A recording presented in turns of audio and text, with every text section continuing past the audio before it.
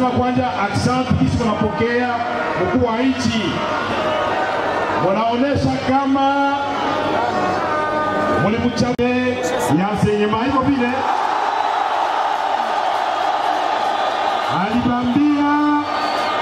Alibambia taanza problemu ya manjia. Sami na kuya minona wanaanza, tutawambia fanye yende kwa upesi hivyo vile. Manjia ya Shabunda bashaanza kufanya. Bilalo biko banatia. Na yote tafanyika. Leo Kiliba inaanza kusimama hivyo vile. Sitasema vya mingi. Ye mwenyewe mkuu wa nchi kwa hapa. Unasema nini? Bukabwe nyanya. Mkuu wa nchi ye mwenyewe atabambia vyote. Na tunasema asante kwa maministri wote walikuja hapa leo. Vice Premier Ministre wetu Kangonde wasabu kumutaya asimame. Mupige mikono.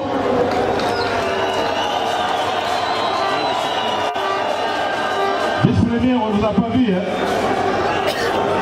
Mupige mikono nguvu. Asante.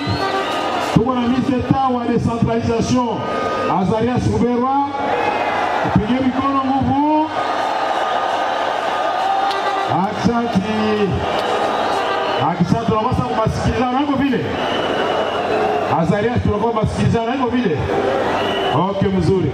Tuko na ministre wa défense na ili ndugu yenu Ngoi Bukena wa pale Katanga Tanganyika akuje awaone na yeye. Mupige mikono mtoto wa défense. Est-ce que vous savez ministre mwingine? Oh là là. Bon, nikosha sababu mtoto wa nchi c'est-à-dire pa ministre kwa Nazarias Ruberwa ministre d'État wa hapa, na tulikuwa pia na Nyamugabo alikuwa gouverneur hapa, akuye mumone, mupige mikono.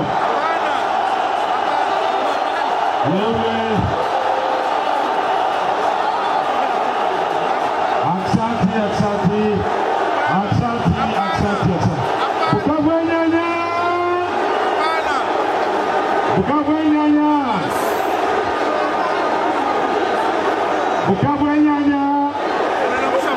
Tunasema asante sana juu ya mobilisation ya leo. Mobilisation ya leo inaonesha kama mnapenda mkuu wa nchi na mnapenda maendeleo hiko vile. Asante wa ndugu ya FCC, tunao walikuja wa kutosha. Tunakuwa mkoalisio leo. Watu yote biko nyuma ya rais mmoja na jina yake nani? Jina yake nani? Nisisikie hapana. Jina yake ni nani? Mnapenda aseme? Mnapenda aseme? Beba napenda mkuu wa nchi aseme mikono juu tuone kwanza. Kule nyuma, kule yulu, kule. Hapa. Excellence, Monsieur le Président de la République, avec l'expression de mes hommages les plus différents, je voudrais vous inviter respectueusement à prendre la parole devant le peuple qui a soif de vous écouter. Si vous voulez.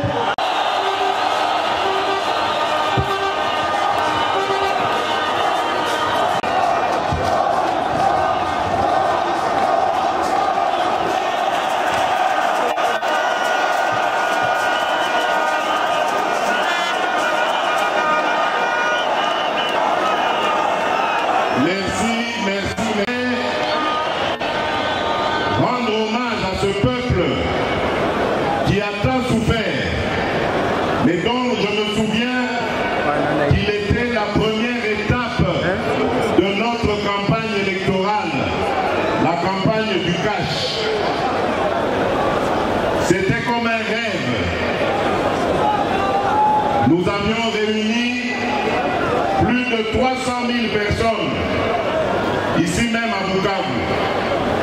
Et nous vous avions promis de revenir vous présenter la victoire, votre victoire.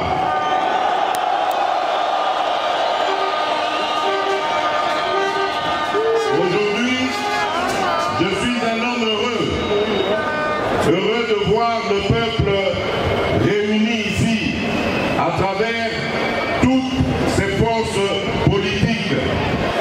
Nous avons la coalition qui dirige actuellement la République démocratique du Congo, nos frères et camarades du FCC que je salue chaleureusement, ainsi que les frères et camarades du CACH. C'est un exemple d'unité. Mais nous avons également les partis d'opposition, comme j'ai eu l'occasion de rencontrer les camarades du MS à l'aéroport et même parfois dans les rues, qui saluent notre présence ici. Je voudrais aussi les saluer et remercier leur leader, notamment le président Pierre Lumbi, pour les avoir autorisés à venir ici. C'est un grand message, ce message d'unité. Parce que comme vous le savez, mon combat, ma lutte est de voir le peuple congolais uni derrière ces institutions pour la paix et le bien-être. Notre combat sera celui de vous apporter la paix, une paix définitive, une paix nécessaire pour la stabilité de notre pays.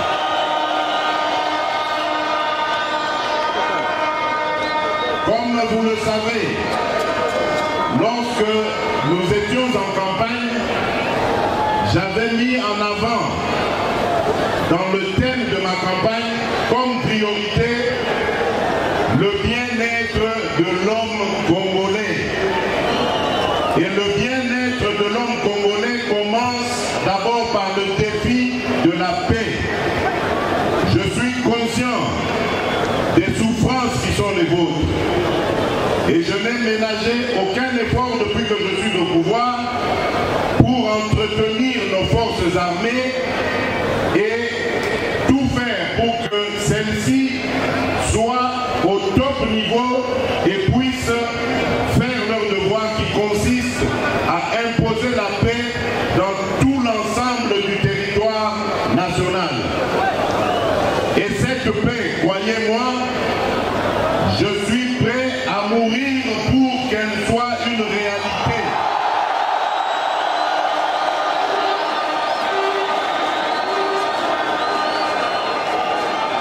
Je veux la paix et la paix définitive dans notre pays. En plus de cela, nous avons mis l'accent toujours autour de l'épanouissement de l'homme congolais sur les soins de santé et l'éducation. Le directeur de cabinet vous l'a dit, la gratuité de l'enseignement est devenue une réalité.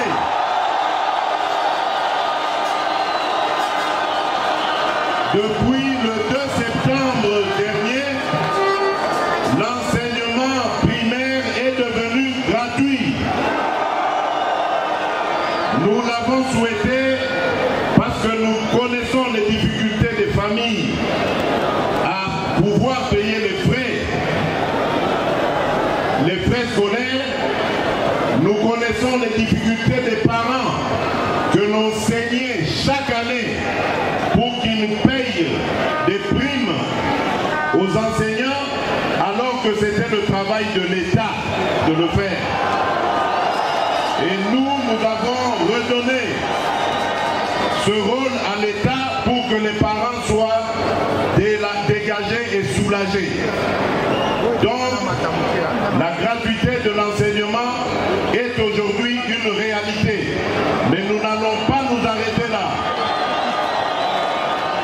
Nous allons continuer nos efforts pour que les années qui viennent, cette gratuité passe au niveau des secondaires.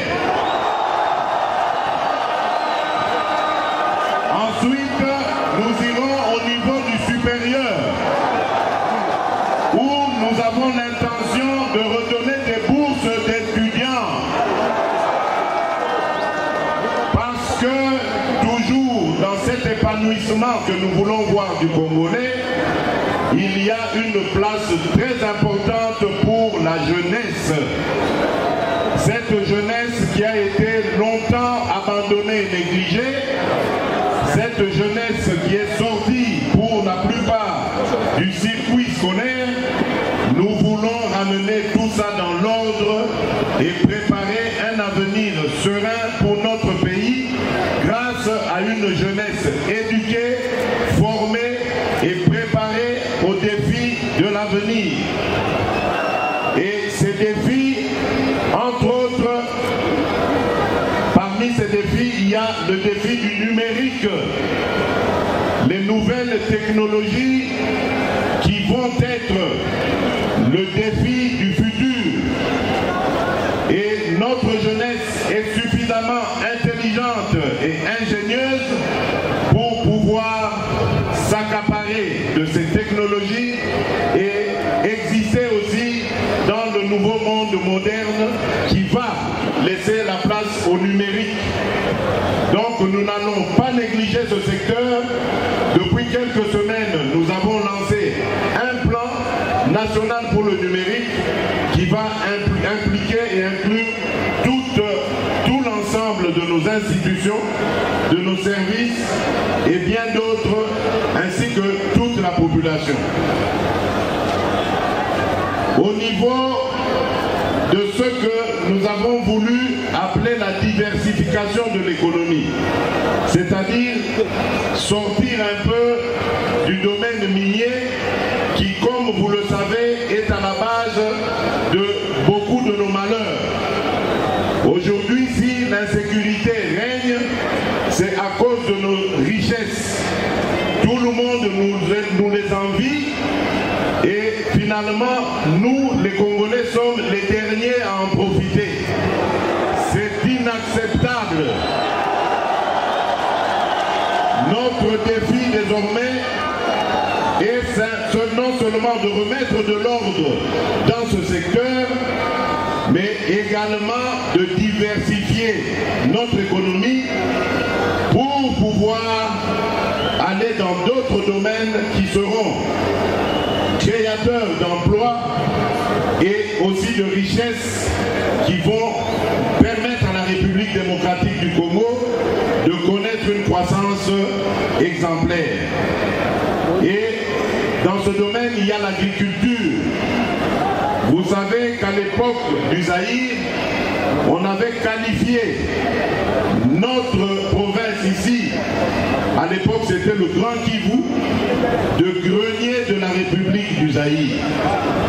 Aujourd'hui, le grenier de la République du Zaïre n'est plus devenu que grenier de nom. Et nous n'acceptons pas cette situation. Le Kivu a les terres les plus riches de la République.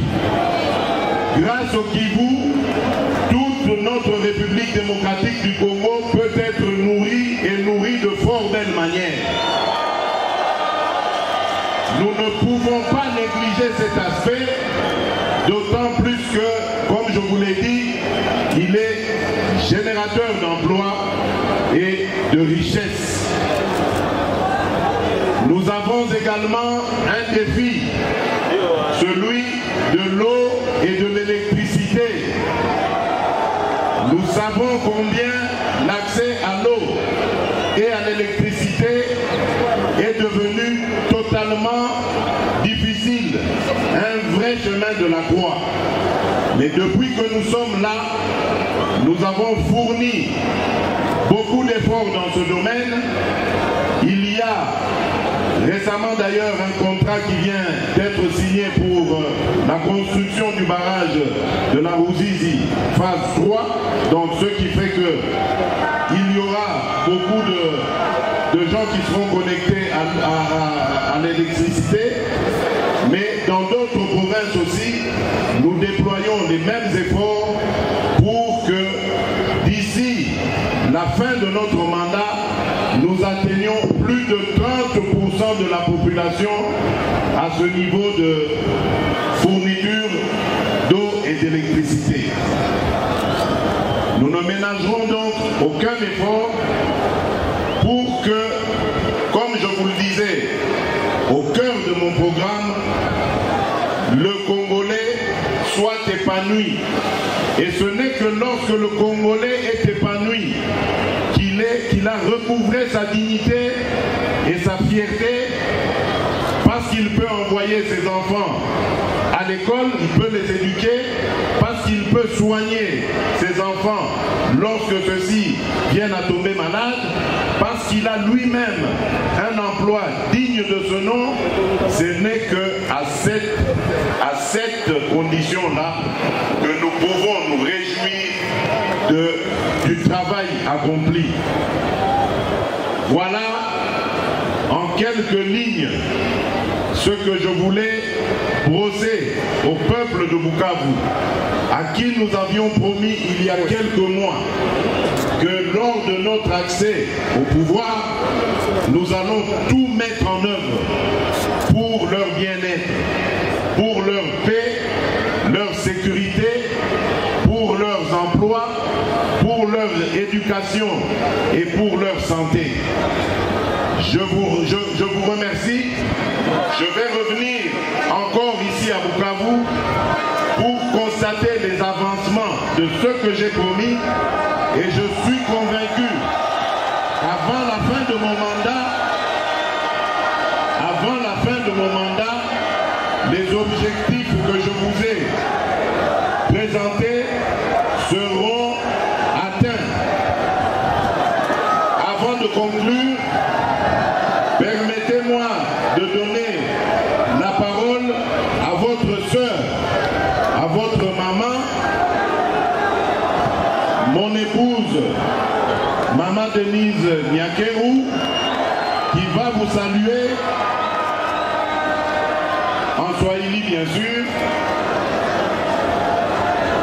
Et je vous dis merci beaucoup. Mungu akubariki. Asante sana.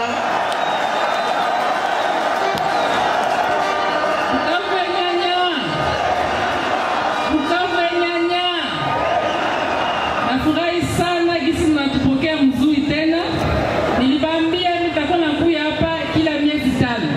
Mimi yote mnarudia na bofu wenu. Nilitafuta kuwapigia tu asante. Merci.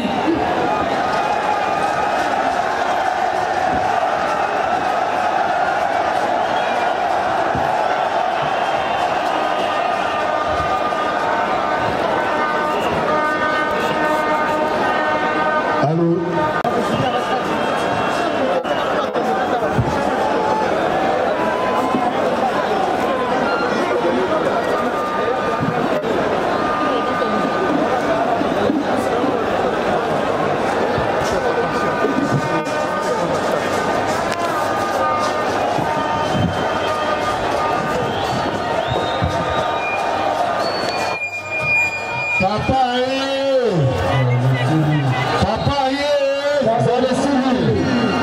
Tunafurahi kuona guverneur wetu Papa Teyongwa Bije. Sisi asante mzee.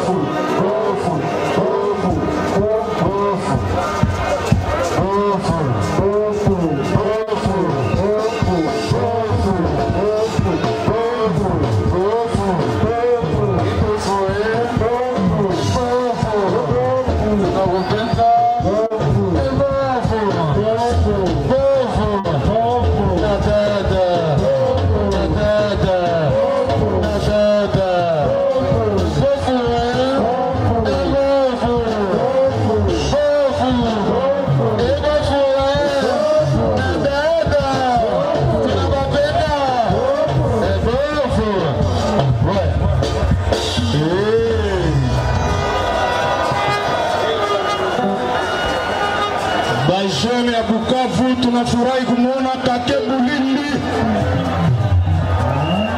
Kake Bulindi, karibu nyumbani. Alfred Maisha, karibu nyumbani.